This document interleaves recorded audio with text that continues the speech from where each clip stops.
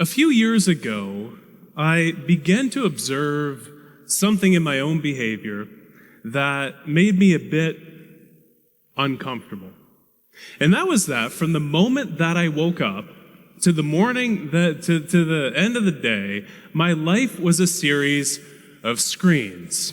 I started the day with the thing that woke me up first thing in the morning, my phone. And so I sat there in bed watching various cooking videos on Instagram and bouncing around between a bunch of different applications. But then it was time to get out of bed and cook breakfast. And so the thing that I focused then on, in addition to the omelet in the pan, was the iPad that was right next to the oven. And then it was time to do some work. And so I went to a different screen, which was attached to another screen itself. All the while, this little devil on my wrist was tapping and beeping and blooping and distracting me as I was trying to get important stuff done. But there was one particular offender out of all of these different devices that I wasted more time on than anything else. That was this dastardly thing, my phone. I could spend hours on this thing every single day. And so I decided to essentially, for all intents and purposes, get rid of the thing for a month. As an experiment, I thought I'm going to live on this thing for just 30 minutes every single day at a maximum. And so this is the amount of time I have for maps. This is the amount of time to call my mother. This is the amount of time that I have for everything that I could possibly want to do, to listen to music, to listen to podcasts. And I observed what happened during this time. It took about a week to adjust downward into a new, lower level of stimulation. But once I did, I noticed that three curious things began to happen. First, my attention span grew. It was like I could focus on things not effortlessly, but with much more ease than I could before this experiment started.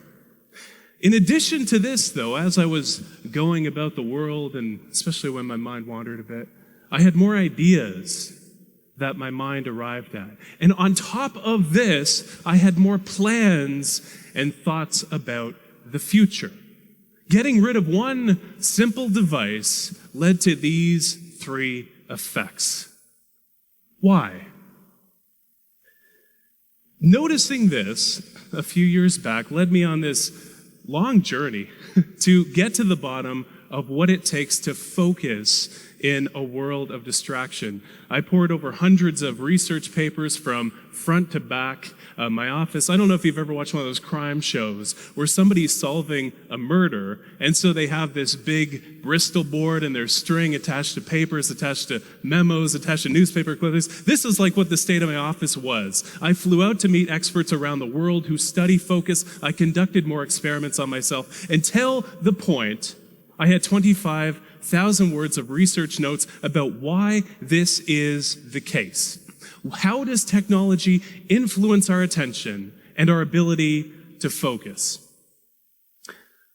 I want to start with the attention spans that we have. This is how we pay attention to the world around us and how much control we have over our focus. The research around this particular area is fascinating. It turns out that when we two work in front of a computer, especially when our phone is nearby, we focus on one thing for just 40 seconds before we switch to doing something else. And when we have things like Slack open as we're doing some work, this lowers to 35 seconds. But the reason that this is the case is not what we might think after looking at the research. We think the problem is that our brains are distracted. But after looking at the research, this is what I've come to know as a symptom for the deeper problem, which runs much more deeply. It's the root cause of this distraction. It's not that we're distracted, it's that our brains are overstimulated. It's that we crave distraction in the first place. Our brains love these tiny little nuggets of information and social media and email and these things that we do over the course of the day. There's even a mechanism in our mind called the novelty bias, by which our mind rewards us with a hit of dopamine, one of those wonderful pleasure chemicals, the same one that we get when we eat and order a whole medium pizza from Domino's, the same one that we get when we make love. We get that same stimulation when we check Facebook. We get this dopamine coursing through our mind, and so we not only crave distraction, but our mind rewards us for seeking out and finding distraction in the first place. So this is the state of our minds today. We're at this hyper-stimulated state where we bounce around between these bunch of different objects of attention that are very, very stimulating for our mind. And so I thought, okay, if the phone had this impact on my attention span, what if I lowered how stimulated I was even more still? And so, this feeling that we experience when we go from being in a state of high stimulation into a state of low stimulation, it has a name. That name is called boredom. This restlessness that we feel when we have this super busy week and then we're lying on the couch on a Sunday afternoon thinking, all right, what am I doing now? So I put out a call to the readers of my website and I asked them, what is the most boring thing that you can think of doing? I'm going to make myself bored for an hour a day for a month. And so I did some stuff that I still am upset about from my readers to this day. Day 1, I read the iTunes terms and conditions for 1 hour. It's actually shorter and more readable than you might think. Day 4, I waited on hold with Air Canada's baggage claims department. It's very easy. This is the trick. If you want to make yourself bored, don't call the reservations department. Call the baggage claim people, because you're going to wait for hours if you ever get through it all. Day 19, I counted all the zeros that I could in the first 10,000 digits of pi. Day 24, I watched the clock. Tick, tick, for 1 hour. And 27 other activities this month. Jeez. I still think back. But curiously, I noticed the exact same effects as I did during this smartphone experiment. It took about a week for my mind to adjust downward into a newer, lower level of stimulation. And this maps curiously on top of research that shows that it takes our mind about 8 days to fully calm down and rest, like when we're on vacation as an example. Our vacations need to be longer than they are today. But I also noticed that my attention span expanded. I was able to focus even more effortlessly because I wasn't surrounded by fewer distractions, but my mind was so much less stimulated that it did not seek the distraction in the first place. But the fun part were these ideas and plans that struck me that didn't before. And the reason that this is the case is because my mind had a chance to wander more often. There's a great quote that I love that you might be familiar with from J.R.R. Tolkien, where he says that not all those who wander are lost. And the exact same thing is true, it turns out, with regard to our focus, with regard to our attention. If you think back to when your best, most brilliant ideas strike you, you're rarely focused on something.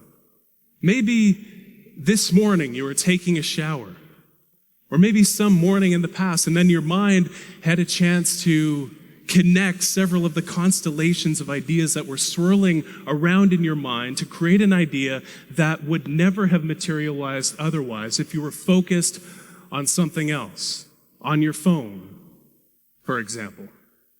This is a mode, especially when we do this deliberately, when we deliberately let our mind wander. I call this mode scatter focus. And the research shows that it lets our mind come up with ideas. It lets our mind plan because of where our mind wanders to. This is fascinating. It turns out that when we just let our attention rest, it goes to 3 main places. We think about the past, we think about the present, and we think about the future. But we think about the past less than we might think. Only about 12% of the time, and often the time we're recalling ideas in these thought-wandering episodes. But the present, which is a much more productive place to wander, we wander to think about the present 28% of the time. And so this is, it's something as simple as you're typing up an email and you can't find a way to phrase something because it's very delicate, maybe it's political. You go and walk to another room, you go to another room of the house, of the office, and the solution hits you because your mind had a chance to approach it and prod at that problem from different directions. But here's the thing. Our minds wander to think about the future more than the past and the present combined. Whenever our mind is wandering, we think about the future 48% of the time. This is why when we're taking a shower, we plan out our entire day, even though it hasn't started yet. Right? This is called our mind's prospective bias, and it occurs when our mind wanders. If you're good with math, or maths, I should say, not in Canada anymore, these numbers don't add up to 100. It's because the rest of the time our mind is dull, it's blank, or it doesn't have an idea inside of it that is rooted in time. But whatever it is for you that lets your mind wander, something that's simple, something that doesn't consume your full attention. Mine happens to be something that is not necessarily stereotypic of my age and gender demographic, but I love to knit. Knitting is one of my favorite hobbies. I knit in planes, I knit on trains, I knit in hotel rooms. I was knitting in the hotel room before this event today because it helps calm you down, it helps settle your nerves. And I come up with so many ideas when I knit. I have a notepad next to me. But whatever it is for you, it might be taking that extra long shower. It might be taking a bath, upgrading your shower to a bath so you can soak not just with your body, but with your ideas as well. Could be simple. If you're at work, walking from one room to another in the office. Very simple change, but if you don't use your phone during that walk, your mind will go to the meeting that you're about to attend. It'll go to the call that you were just on. It'll wander to the ideas that are circulating, and it'll make you more creative in this way. It could be something as simple as waiting in line and just, waiting in line. It could be getting a massage. Whatever it is that lets your mind, I love this picture so much. Whatever you love doing, here's a pro tip. Ask your masseuse to let you have a notepad in the session because ideas always come to you and you're always incubating things, and so capture them so you can act upon them later. But I think after doing this deep dive into the research, we need to make two fundamental shifts with regard to how we think about our attention. We think that we need to fit more in. There's all this talk about hustling. I'm an anti-hustler. I'm one of the laziest people you'll ever meet, and I think that's what gives me so many ideas to talk and write about. We don't need to fit more in. We're doing enough. We're doing too much. We're doing so much that our mind never wanders anymore. It's sad. This is when our best ideas and plans come to us. We need more space. If you look at what allows traffic to move down a highway, what allows it to move forward isn't how fast cars are moving, as you might expect. It's how much space exists between the cars that allows traffic to move forward. Our work and our life are the same way. The second shift, we like to think of distraction as the enemy of focus. It is not. It is a symptom of why we find it difficult to focus, which is the fact that our mind is overstimulated. I have a challenge for you. It's a 2-week challenge, but it's a challenge to make your mind a bit less stimulated and simply notice what happens to your attention. How many ideas do you get? How does your focus change? How many plans do you make? So for 2 weeks, make your mind less stimulated. There are so many great features on phones, on devices, that'll let us eliminate a lot of the time we waste on our devices. Use those features, not only to become aware of how you spend your time, but how you can spend less so you have more ideas. Have a disconnection ritual every evening. One of my favorite daily rituals, I disconnect from the internet completely from 8 p.m. to 8 a.m. My fiance and I, we have a weekly disconnection ritual, a technology Sabbath every Sunday, so we can disconnect from the digital world and reconnect with the physical world, the real, actual world. Rediscover boredom. You don't have to do it for an hour. Please don't call Air Canada. It's just a world of hell. But rediscover boredom just for a few minutes. Lay on the couch, and where does your mind go? And scatter your attention. You'll find some remarkably fruitful things